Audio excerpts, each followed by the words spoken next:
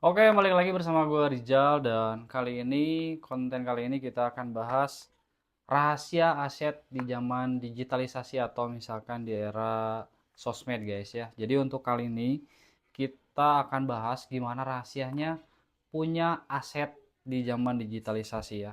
Seperti yang kita tahu bahwa aset itu biasanya ya orang-orang bilang bahwa aset itu berbentuk rumah, terus juga berbentuk tanah, terus apartemen dan lain sebagainya guys ya.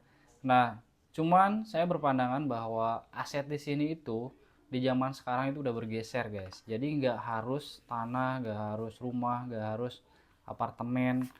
Itu juga sama sebenarnya aset, cuman di zaman sekarang itu, di zaman era digitalisasi dan sosmed, itu sekarang bergeser guys ya. Jadi ada beberapa rahasia yang bisa menyebabkan aset ini jadi nggak berguna lagi.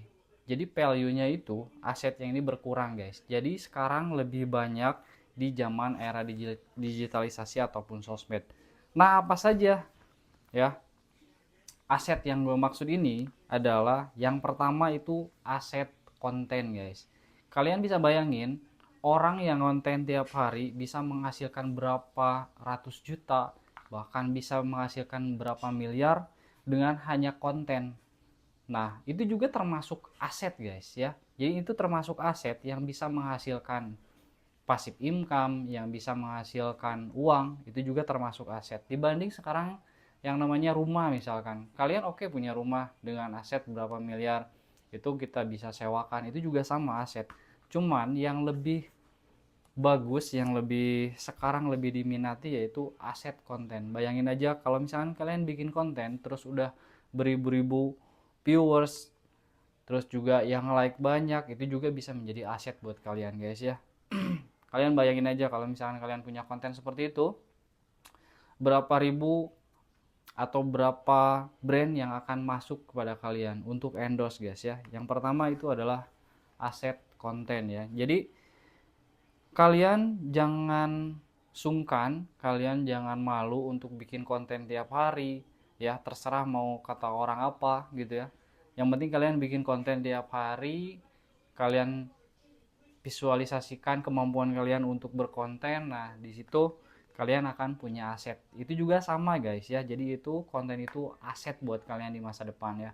Mungkin kalau misalkan kalian baru-baru bikin aset, baru-baru bikin konten, nggak ada yang nonton, terus juga like-nya dikit, ya itu nggak jadi masalah guys. Karena itu adalah aset masa depan.